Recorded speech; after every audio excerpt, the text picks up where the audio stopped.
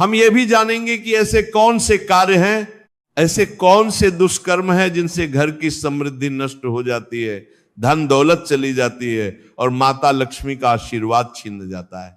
इस पवित्र कथा को पूरा ध्यान और एकाग्रता से अवश्य सुने, बीच में न छोड़ें और अपने जीवन में इसके संदेश को, इसकी शिक्षा को अपनाएं।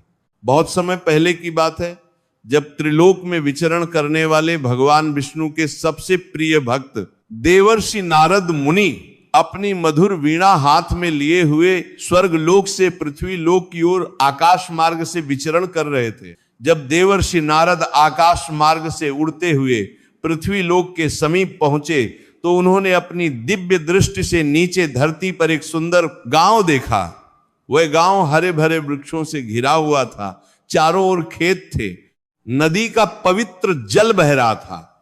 गांव में मंदिर की घंटियां बज रही थी और भक्तों के भजन की आवाज आ रही थी। देवर्षि नारद को वह गांव बहुत सुंदर और मनमोहक लगा, परंतु जब देवर्षि नारद ने अपनी दिव्य दृष्टि से और गहराई से उस गांव को देखा, जब उन्होंने ध्यान से निरीक्षण किया तो उन्हें उस गांव में दो पड़ोसी घर दिखाई दिए। ये दोनों घर एक दूसरे के ठीक बगल में बने हुए थे। दोनों घर देखने में लगभग एक जैसे ही थे, दोनों के आकार में कोई विशेष अंतर नहीं था। दोनों घरों की बाहरी बनावट भी समान प्रतीत होती थी। दोनों घरों के सामने छोटे छोटे बगीचे थे जहां फूल खिले हुए थे। दोनों घरों की आर्थिक स्थिति भी लगभग समान दिखाई दे रही थी। परंतु जब देवर्षि नारद ने अपनी योगिक शक्ति से, अपनी दिव्य दृष्टि से और बारीकी से और गहनता से इन दोनों घरों को देखा तो उन्हें एक अत्यंत विचित्र, एक अत्यंत आश्चर्यजनक बात दिखाई दी जो उनकी समझ से परे थी। पहले घर में जो बाईं ओर था, वहां देवर्षि नारद ने देखा कि निरंतर लगातार कलह और झगड़े होते रहते थे। घर के अंदर से चीखने, चिल्लाने की, कोसने और गालियां देने की आवाजें आ रही थी। परिवार के सदस्य आपस में एक दूसरे से लड़ते रहते थे, एक दूसरे को भला बुरा कहते रहते। उस घर का गृह स्वामी, जिसका नाम धनपाल था, वह हमेशा परेशान और दुखी दिखाई देता था। उसके चेहरे पर गहरी चिंता की रेखाएं थीं। उसका मुख मुरझाया हुआ था। उसकी आंखों में थकावट और निराशा साफ दिखाई देती थी। धन दौलत होते हुए भी, संपत्ति होते हुए भी उस घर में शांति नहीं थी, सुख नहीं था, संतोष नहीं था। घर के अंदर अंधकार था, उदासी थी। माता लक्ष्मी का वास उस घर में बिल्कुल नहीं था। देवी सरस्वती का आशीर्वाद नहीं था। यद्यपि उस घर में धन था, परंतु वह धन भी धीरे धीरे कम होता जा रहा था। व्यापार में घाटा होने लगा था। वहीं दूसरी ओर ठीक बगल वाले घर में, जो दाईं ओर था, वहां का दृश्य बिल्कुल विपरीत था, बिल्कुल अलग था। देवर्षि नारद ने देखा कि उस घर में अद्भुत शांति थी, मनमोहक प्रसन्नता का वातावरण था। वहां के सभी लोग बड़े मिलजुल कर प्रेम से, सौहार्द से रहते थे। परिवार में गहरा प्रेम था, आपसी सम्मान था, एक दूसरे के प्रति करुणा थी। सभी परिवार के सदस्य एक दूसरे का ध्यान रखते थे, एक दूसरे की मदद करते थे। भले ही उनके पास पहले घर जितना अधिक धन नहीं था, उनकी आर्थिक स्थिति उतनी मजबूत नहीं थी, फिर भी वे बहुत सुखी थे, बहुत प्रसन्न थे, बहुत संतुष्ट थे। उस घर से भजन और मंगल गीतों की मधुर ध्वनि आती रहती थी। संध्या समय दीपक की रोशनी से घर जगमगा उठता था। सुबह शाम भगवान की आरती होती थी। धूप अगरबत्ती की सुगंध चारों ओर फैलती थी। देवर्षि नारद के मन में गहरी जिज्ञासा जागी। उनके मन में कई प्रश्न उठने लगे। उन्होंने अपने मन में सोचा कि ये दोनों घर तो लगभग एक जैसे हैं, दोनों की बाहरी स्थिति समान है, दोनों घर एक ही गांव में हैं, एक ही वातावरण में हैं, फिर एक घर में इतना भयंकर कलह और दूसरे में इतनी दिव्य शांति क्यों है? ये रहस्य क्या है? ये भेद क्या है? इस रहस्य को जानने के लिए, इस गूढ़ प्रश्न का उत्तर पाने के लिए देवर्षि नारद तुरंत अत्यंत शीघ्रता से अपनी वीणा संभालते हुए सीधे ब्रह्मलोक की ओर उड़ चले। वे ब्रह्मा जी के भव्य और दिव्य दरबार में जा पहुंचे, जहां चारों वेद विराजमान थे, जहां सप्तर्षि बैठे हुए थे। ब्रह्मलोक में पहुंचकर देवर्षि नारद ने अत्यंत विनम्रता और श्रद्धा से सृष्टि के रचयिता जगत पिता ब्रह्मा जी को साष्टांग प्रणाम किया। उन्होंने दोनों हाथ जोड़कर सिर झुकाकर विनम्र स्वर में कहा, हे सृष्टिकर्ता, हे जगत पिता, हे परम ज्ञानी, आज मैं आपके पवित्र चरणों में कुछ अत्यंत महत्वपूर्ण प्रश्नों के उत्तर जानने के लिए उपस्थित हुआ हूं। मेरे मन में कुछ जिज्ञासाएं हैं जिनका समाधान केवल आप ही कर सकते हैं। तब ब्रह्मा जी ने, जो अपने कमल के सिंहासन पर विराजमान थे, अपनी 4 दिशाओं में देखने वाली दिव्य आंखों से देवर्षि नारद की ओर देखा और अत्यंत गंभीर परंतु प्रेमपूर्ण स्वर में कहा, हे देवर्षि नारद, हे त्रिलोक में विचरण करने वाले, हे भगवान विष्णु के प्रिय भक्त, तुम निःसंकोच पूछो, तुम्हें क्या जानना है, तुम्हारा प्रश्न कौन सा है। यदि मैं समर्थ हुआ, यदि मेरे ज्ञान में वह उत्तर है, तो मैं अवश्य ही तुम्हें विस्तार से बताऊंगा। तुम्हारी शंका का समाधान करना मेरा परम कर्तव्य है। देवर्षि नारद ने आगे बढ़कर विनम्रता से कहा, परंतु हे ब्रह्मा जी, एक घर में मैंने निरंतर कलह, झगड़ा, अशांति और दुख देखा। वहां के लोग हमेशा लड़ते रहते थे, एक दूसरे को कष्ट देते रहते थे। गृह स्वामी अत्यंत परेशान और दुखी था। देवर्षि नारद आगे कहते हैं, और हे जगत पिता, ठीक उसी के बगल में स्थित दूसरे घर में मैंने अद्भुत शांति, प्रसन्नता और समृद्धि देखी। वहां के लोग अत्यंत सुखी थे, प्रेम से रहते थे, माता लक्ष्मी का वास था। मुझे यह समझ नहीं आया कि जब दोनों घर एक जैसे हैं तो एक में इतना कष्ट और दूसरे में इतना सुख क्यों है।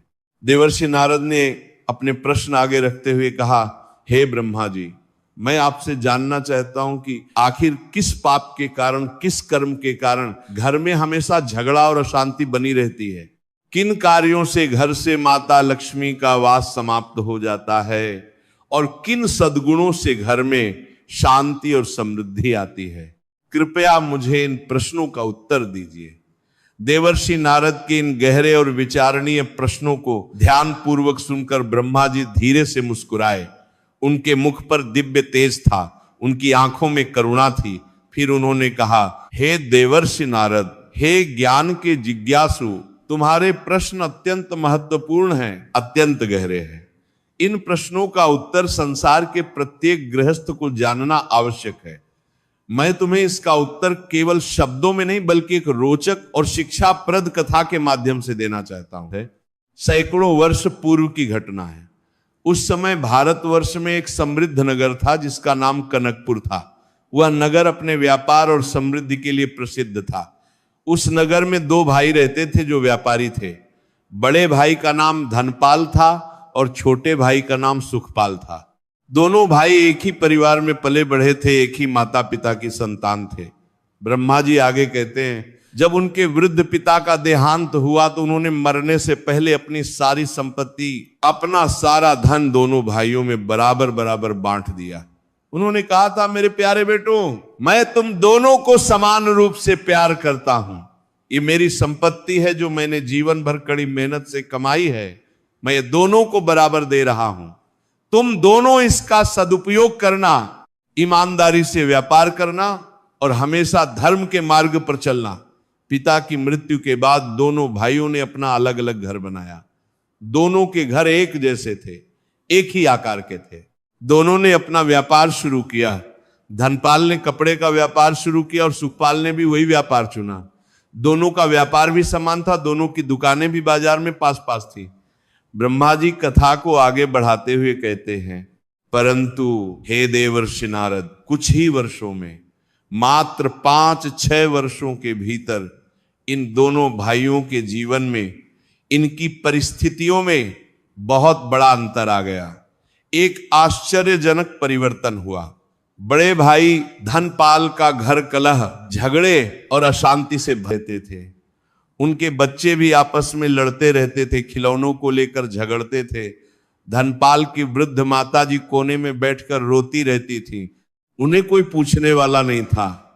उस घर में हर समय शोर शराबा रहता था, चीखने चिल्लाने की आवाजें आती रहती थी। पड़ोसी भी परेशान रहते थे। धनपाल का धन धीरे धीरे नष्ट होने लगा, घटने लगा, उसके व्यापार में घाटा होने लगा, ग्राहक कम आने लगे, जो धन था वह भी विवादों में, झगड़ों में खर्च होने लगा। घर में दुहक और परेशानी का साम्राज्य हो गया, कोई सुख नहीं था, कोई शांति नहीं थी। ब्रह्मा जी आगे कहते हैं, छोटे भाई सुखपाल का घर शांति, प्रेम और समृद्धि से भरा था। उसके घर में सुबह उठते ही भगवान की आरती होती थी, मधुर भजन गाए जाते थे। सुखपाल और उसकी पत्नी में गहरा प्रेम था, आपसी सम्मान था। वे एक दूसरे का ध्यान रखते थे, कभी ऊंची आवाज में बात नहीं करते थे। उनके बच्चे संस्कारी थे, आज्ञाकारी थे। वे अपनी दादी माँ का बहुत सम्मान करते थे, उनकी सेवा करते थे। घर में हमेशा हंसी खुशी का वातावरण रहता था। सुखपाल का व्यापार दिन प्रतिदिन फलने फूलने लगा, बढ़ने लगा। उसके पास अधिक ग्राहक आने लगे, उसकी प्रसिद्धि बढ़ने लगी। माता लक्ष्मी की कृपा उस पर बनी रही, धन में वृद्धि होती गई। उसका घर सुख समृद्धि का केंद्र बन गया। ब्रह्मा जी कथा को रोचक मोड़ देते हुए कहते, एक दिन की बात है, बड़ा भाई धनपाल अपने घर की निरंतर कलह से, झगड़ों से बहुत परेशान हो गया, बहुत दुखी हो गया। उसने सोचा कि मैं और मेरा भाई एक ही पिता की संतान हैं, हमें एक जैसी संपत्ति मिली थी, हम दोनों एक जैसा व्यापार करते हैं, फिर मेरे जीवन में इतना कष्ट क्यों है। और घर के आंगन में तुलसी का पौधा था, दीपक जल रहा था, भीतर से भजन की मधुर ध्वनि आ रही थी। यह सब देखकर धनपाल का हृदय और भी दुखी हो गया। सुखपाल ने जब अपने बड़े भाई को द्वार पर देखा तो वह तुरंत बाहर आया। उसने अत्यंत प्रेम और सम्मान से अपने भाई का स्वागत किया। उसने कहा, आइए भ्राता श्री, आइए, मेरा सौभाग्य है कि आप पधारे, बैठिए, आराम से बैठिए। उसने अपने भाई के लिए आसन बिछाया, जल ला कर दिया। धनपाल दुखी मन से, भारी हृदय से बैठ गया। उसकी आंखों में आंसू थे, उसका गला रुंध गया था। फिर उसने अपने भाई से पूछा, हे सुखपाल, हे मेरे प्रिय भाई, मैं तुमसे एक बात पूछना चाहता हूं जो मुझे बहुत परेशान कर रही है। हम दोनों को पिताजी ने बराबर संपत्ति दी थी, हम दोनों एक ही तरह का व्यापार करते हैं, हम दोनों एक ही परिवार से हैं, फिर तुम्हारे घर में इतनी अद्भुत शांति, इतनी समृद्धि, इतनी खुशहाली क्यों है, और मेरे घर में सिर्फ कलह, सिर्फ दरिद्रता, सिर्फ दोहक क्यों है? ये रहस्य क्या है? ये भेद क्या है? कृपया मुझे बताओ। सुखपाल ने अपने बड़े भाई की पीड़ा को समझा, उनके दोहक को महसूस किया। उसे अपने भाई पर बहुत दया आई, करुणा आई। फिर उसने अत्यंत विनम्रता से, प्रेम से कहा, हे भ्राता श्री, हे मेरे आदरणीय बड़े भाई, इसका कारण हमारे कर्म है, हमारे आचरण है, हमारा व्यवहार है, जिससे मेरे घर में शांति और समृद्धि बनी रहती है, माता लक्ष्मी का आशीर्वाद बना रहता है। सुखपाल ने पहली बात बताते हुए कहा, हे भ्राता, सबसे पहली और सबसे महत्वपूर्ण बात यह है कि मैं कभी भी किसी भी परिस्थिति में अपने घर में किसी की निंदा नहीं करता हूं, किसी की बुराई नहीं करता हूं। ना तो मैं पड़ोसियों की निंदा करता हूं, ना रिश्तेदारों की, ना किसी अन्य व्यक्ति की। निंदा करना महापाप है। जब हम किसी की निंदा करते हैं, किसी की बुराई करते हैं, तो घर में नकारात्मक ऊर्जा आती है, बुरी शक्तियां प्रवेश करती हैं। माता लक्ष्मी निंदा करने वालों से बहुत नाराज हो जाती हैं, वे ऐसे घर में नहीं रहती। निंदा से घर में कलह बढ़ता है, झगड़े बढ़ते हैं, शांति नष्ट होती है। सुखपाल ने आगे कहा, परंतु हे भ्राताश्री, मैंने देखा है, मुझे पता है कि आपके घर में हमेशा दूसरों की निंदा होती रहती है, बुराई होती रहती है। आप पड़ोसियों की बुराई करते हैं, रिश्तेदारों को कोसते हैं। आपकी पत्नी भी हमेशा किसी न किसी की बुराई करती रहती है। यही आपके सभी कष्टों का, आपकी सभी परेशानियों का पहला और मुख्य कारण है। यह सुनकर धनपाल को गहरा आघात लगा। उसे अपनी गलती का एहसास हुआ। उसे याद आया कि सच में उसके घर में हर समय किसी न किसी की निंदा होती रहती थी। वह खुद भी और उसकी पत्नी भी हमेशा दूसरों की बुराई करते रहते थे। उसने दुखी स्वर में कहा, हाँ भाई, यह सत्य है, यह बिल्कुल सच है। हम सब हमेशा दूसरों की बुराई करते रहते हैं। मुझे अपनी इस गलती का बिल्कुल एहसास नहीं था। सुखपाल ने दूसरी महत्वपूर्ण बात बताते हुए कहा, हे भ्राता, दूसरी बात जो मैं हमेशा ध्यान रखता हूं वह यह है कि मैं अपने घर में कभी भी किसी भी स्थिति में भोजन का, अन्न का अपमान नहीं होने देता। मैं अपने ग्राहकों को अच्छा सामान देता हूं, सही दाम लेता हूं, कभी नकली चीज नहीं बेचता, कभी धोखाधड़ी नहीं करता। इसीलिए मेरे ग्राहक मुझ पर विश्वास करते हैं, मेरे पास बार बार आते हैं। मेरा व्यापार ईमानदारी से चलता है, इसलिए फलता फूलता है। सुखपाल ने दुखी होकर कहा, परंतु भ्राता, आप अपने व्यापार में अपने लालच के कारण, अधिक धन कमाने के चक्कर में ग्राहकों को धोखा देते हैं। आप नकली सामान असली बताकर बेच देते हैं, गलत तौल करते हैं। यह सब अधर्म है, ये सब पाप है। धोखाधड़ी से कमाया हुआ धन कभी टिकता नहीं, वो जल्दी नष्ट हो जाता है। ईमानदारी से कमाया गया थोड़ा धन भी बढ़ता है, स्थिर रहता है, परंतु बेईमानी से कमाया गया ढेर सारा धन भी जल्दी समाप्त हो जाता है। यही कारण है कि आपका व्यापार घाटे में जा रहा है। धनपाल ने शर्मिंदगी से सिर झुकाकर स्वीकार किया, हां प्रिय भाई, तुम बिल्कुल ठीक कह रहे हो। मैं अपने लालच में ग्राहकों को धोखा देता रहा हूं, मैं उन्हें नकली चीजें बेचता रहा हूं। मुझे लगता था कि इससे मैं जल्दी अमीर बन जाऊंगा, परंतु उल्टा मैं दरिद्र होता जा रहा हूं। सुखपाल ने पांचवी और सबसे अंतिम महत्वपूर्ण बात कही, हे भ्राता श्री, पांचवी और अत्यंत विशेष बात जो मैं बहुत सावधानी से पालन करता हूं वह यह है कि मैं सूर्यास्त के बाद, संध्या काल के बाद कभी भी घर में झाड़ू नहीं लगाता, रात्रि में घर की सफाई नहीं करता, कूड़ा कचरा बाहर नहीं फेंकता, क्योंकि शास्त्रों में लिखा है, हमारे जस्सी मुनियों ने बताया है कि संध्या काल में माता लक्ष्मी प्रत्येक घर में आती। जिस घर में लक्ष्मी जी का वास नहीं होता वह घर दरिद्र हो जाता है, गरीब हो जाता है। इसलिए मैं हमेशा सूर्यास्त से पहले ही घर की पूरी सफाई कर लेता हूं, संध्या समय दीपक जलाता हूं, आरती करता हूं और माता लक्ष्मी का स्वागत करता हूं। सुखपाल ने अंत में कहा, परंतु हे भ्राता, आपके घर में यह नियम बिल्कुल नहीं माना जाता। आपके घर में रात को भी झाड़ू लगती रहती है, सफाई होती रहती है। यही पांचवा और अत्यंत महत्वपूर्ण कारण है कि माता लक्ष्मी आपके घर से चली गई हैं और आप दरिद्रता को प्राप्त हो रहे हैं। धनपाल को अब सब कुछ स्पष्ट हो गया था। उसे अपनी सभी गलतियों का, अपने सभी पापों का पूरा एहसास हो गया था। उसे समझ आ गया था कि उसके धोखों का, उसकी परेशानियों का कारण वह खुद था, उसके कर्म थे। धनपाल ने अपने भाई के चरण पकड़ लिए और रोते हुए कहा, हे प्रिय भाई, हे मेरे हितैषी, तुमने आज मुझे जीवन का सबसे बड़ा ज्ञान दिया है, सबसे महत्वपूर्ण शिक्षा दी है। मैं अत्यंत कृतज्ञ हूं। आज से, इसी क्षण से मैं भी इन सभी 5 नियमों का पालन करूंगा। मैं अपने जीवन को बदलूंगा, अपने आचरण को सुधारूंगा। धनपाल ने दृढ़ संकल्प लेते हुए कहा, कभी किसी को धोखा नहीं दूंगा और मैं संध्या के बाद कभी झाड़ू नहीं लगाऊंगा, हमेशा भगवान का नाम लूंगा। और फिर धनपाल ने सच में अपने जीवन में, अपने आचरण में पूर्ण परिवर्तन ला दिया। वह घर जाकर सबसे पहले अपनी वृद्ध माता के चरण छूकर उनसे क्षमा मांगी।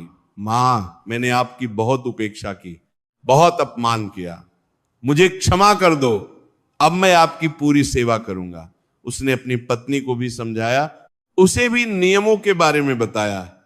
धीरे धीरे उसके घर में परिवर्तन आने लगा। निंदा बंद हो गई तो झगड़े कम होने लगे। अन्न का सम्मान शुरू हुआ तो बरकत आने लगी। माता की सेवा शुरू हुई तो घर में शांति आने लगी। व्यापार में ईमानदारी आई तो ग्राहक बढ़ने लगे। संध्या में दीपक जलने लगा तो माता लक्ष्मी का आगमन हुआ। कुछ ही महीनों में धनपाल के घर में भी वही सुख, वही शांति, वही समृद्धि आ गई जो सुखपाल के घर में थी। उसका परिवार भी प्रेम से रहने लगा। उसका व्यापार फिर से फलने फूलने लगा। माता लक्ष्मी की कृपा उस पर भी होने लगी। उसका घर भी सुख समृद्धि से, खुशहाली से है। जो लोग इन 5 महत्वपूर्ण नियमों का पालन करते हैं, जो इन सिद्धांतों पर चलते हैं, उनके घर में सदा सुख शांति बनी रहती है। माता लक्ष्मी का स्थायी निवास रहता है। देवर्षि नारद ने पूर्ण ध्यान से, एकाग्रता से यह कथा सुनी थी। अब उन्होंने विनम्रता से कहा, हे परमपिता ब्रह्मा जी, यह कथा अत्यंत शिक्षाप्रद है, अत्यंत ज्ञानवर्धक है। कृपया एक बार फिर वे 5 महत्वपूर्ण नियम स्पष्ट रूप से बताएं, जिनका पालन प्रत्येक गृहस्थ को प्रत्येक घर में होना चाहिए। ब्रह्मा जी ने प्रसन्न होकर कहा, अवश्य हे देवर्षि, अत्यंत ध्यान से सुनो। पहला नियम है, कभी भी किसी की निंदा मत करो, बुराई मत करो, हमेशा दूसरों की अच्छाई देखो, गुणों को देखो। निंदा से घर में नकारात्मकता आती है, कलह बढ़ता है। दूसरा नियम है, अन्न का, भोजन का सम्मान करो, कभी भी भोजन बर्बाद मत करो, फेंको मत। अन्न देवता का रूप है, लक्ष्मी का रूप है, अन्न की बर्बादी दरिद्रता लाती है। तीसरा नियम है, बड़ों का, बुजुर्गों का सम्मान करो, आदर करो, अपने माता पिता की सेवा करो, उनका ध्यान रखो। बड़ों का आशीर्वाद। सूर्यास्त के बाद, संध्या काल के बाद घर में झाड़ू मत लगाओ, सफाई मत करो, संध्या समय दीपक जलाओ, आरती करो, भगवान का नाम लो। ये माता लक्ष्मी के स्वागत का समय है। देवर्षि नारद अत्यंत प्रसन्न हो गए, उनका हृदय आनंद से भर गया। उन्होंने हाथ जोड़कर कहा, हे परम पिता, हे सृष्टिकर्ता, ये ज्ञान अमूल्य है, अत्यंत महत्वपूर्ण है। मैं वचन देता हूं कि मैं इस पवित्र कथा को, इस दिव्य ज्ञान को संसार के कोने कोने में फैलाऊंगा, हर घर तक पहुंचाऊंगा। ब्रह्मा जी ने आशीर्वाद देते हुए कहा, जाओ हे देवर्षि नारद, जाओ और इस पवित्र संदेश को, इस जीवनदायी ज्ञान को सभी तक। और अपनी मधुर वीणा उठाकर ब्रह्मलोक से विदा हुए। फिर वे पूरे ब्रह्मांड में, तीनों लोकों में घूम घूम कर इस महत्वपूर्ण ज्ञान को फैलाने लगे। वे हर गांव में जाते, हर नगर में जाते और लोगों को यह कथा सुनाते। इस प्रकार ये पवित्र कथा समाप्त होती है, जो हमें सिखाती है कि घर में सुख, शांति और समृद्धि के लिए 5 मुख्य नियमों का पालन अत्यंत आवश्यक है, अति महत्वपूर्ण है। जो परिवार निंदा से दूर रहता है, अन्न का सम्मान करता है, बड़ों की सेवा करता है, सत्य और ईमानदारी का पालन करता है और संध्या काल का सम्मान करता है, उस परिवार में सदा सुख शांति बनी रहती है, कभी कलह नहीं आता। ये कथा हमें यह भी सिखाती है कि हमारे छोटे छोटे कर्म, हमारे दैनिक आचरण हमारे जीवन पर बहुत गहरा प्रभाव डालते हैं। यदि हम सही मार्ग पर चलें, धर्म का पालन करें, तो भगवान और माता लक्ष्मी की कृपा हमेशा बनी रहती है। परंतु यदि हम गलत कर्म करें, पाप करें, तो सारा सुख छिन जाता है। इसलिए सभी भाइयों बहनों, सभी माताओं और परिवारजनों से अत्यंत विनम्र निवेदन है कि इन 5 पवित्र नियमों को अपने जीवन में आज से ही, इसी क्षण से अवश्य अपनाएं। अपने घर को स्वर्ग बनाएं, अपने परिवार में प्रेम और सम्मान का वातावरण बनाएं, जहां ये सभी नियम पाले जाते हैं। जहां धर्म का आचरण होता है, वहां भगवान का साक्षात वास। और एक अमीर का घर भी यदि इन नियमों का पालन नहीं करता तो वह नरक बन जाता है। निंदा करना बंद कीजिए। आज से ही संकल्प लीजिए कि आप किसी की बुराई नहीं करेंगे। जब भी किसी की निंदा करने का मन करे तो रुक जाइए, भगवान का नाम ले लीजिए। निंदा से केवल पाप ही मिलता है, कुछ नहीं, बल्कि दूसरों की अच्छाई देखिए, गुणों की प्रशंसा कीजिए। इससे आपके मन में भी सकारात्मकता आएगी। अन्न का सम्मान कीजिए, भोजन को भगवान का प्रसाद समझिए। जितना खा सकते हैं उतना ही थाली में लीजिए। बचा हुआ भोजन यदि है तो जरूरतमंदों को दीजिए, गरीबों को बांटिए, पशु पक्षियों को खिलाइए, परंतु कभी फेंकिए मत। हर दाने का मूल्य समझिए। अपने माता पिता की, अपने बुजुर्गों की रोज सेवा कीजिए, उनके चरण छुइए, उनका आशीर्वाद लीजिए, उनकी जरूरतों का ध्यान रखिए। वे आपके लिए भगवान के समान हैं। उनका आशीर्वाद आपके जीवन को सफल बनाएगा, समृद्ध बनाएगा। अपने व्यवहार में, अपने व्यापार में, अपने कार्यों में ईमानदारी रखिए। झाड़ू मत लगाइए, बल्कि दीपक जलाइए, घर को सजाइए, भगवान की आरती कीजिए, माता लक्ष्मी का स्वागत कीजिए। यह समय अत्यंत पवित्र है। अत्यंत शुभ है। जो परिवार इन 5 सरल नियमों का पालन करेगा वह परिवार सदा सुखी रहेगा। उनके घर में कभी कलह नहीं होगा, हमेशा प्रेम रहेगा, उनका धन बढ़ेगा, समृद्धि आएगी, उनके बच्चे संस्कारी बनेंगे, आज्ञाकारी बनेंगे, उनका जीवन आनंदमय होगा। इसलिए आज से ही, इसी समय से इन नियमों को अपनाइए। अपने परिवार के सभी सदस्यों को भी बताइए, अपने पड़ोसियों को, अपने मित्रों को भी यह ज्ञान दीजिए। जितने अधिक लोग इन नियमों का पालन करेंगे, समाज में उतनी ही अधिक शांति होगी, खुशहाली होगी। यह कथा हमें यह भी बताती है कि परिवर्तन कभी भी संभव है। धनपाल ने अपने जीवन में परिवर्तन लाया और उसका जीवन बदल गया। आप भी बदल सकते हैं, आपका जीवन भी। भगवान श्री कृष्ण ने गीता में कहा है कि मनुष्य अपने कर्मों से अपना भाग्य बनाता है। अच्छे कर्म अच्छा भाग्य लाते हैं, बुरे कर्म बुरा भाग्य लाते हैं। इसलिए हमेशा सद्कर्म कीजिए, धर्म का पालन कीजिए। माता लक्ष्मी उसी घर में निवास करती हैं जहां पवित्रता होती है, जहां सत्य होता है, जहां प्रेम होता है, जहां झूठ है, कलह है, अपवित्रता है, वहां से माता लक्ष्मी चली जाती हैं। इसलिए अपने घर को पवित्र बनाइए, प्रेममय बनाइए। हर दिन सुबह उठकर भगवान का नाम लीजिए, प्रार्थना कीजिए, अपने परिवार के साथ मिलकर भोजन कीजिए, प्रेम से बात कीजिए। रात को सोने से पहले अपने दिन के कर्मों का लेखा जोखा कीजिए। यदि कोई गलती हुई हो तो क्षमा मांगिए, सुधार कीजिए। जीवन में सफलता के लिए धन की नहीं, धर्म की आवश्यकता है। सुख के लिए संपत्ति की नहीं, संस्कार की आवश्यकता है। शांति के लिए महल की नहीं, मन की पवित्रता की आवश्यकता है। यह समझिए और जीवन सुंदर बन जाएगा।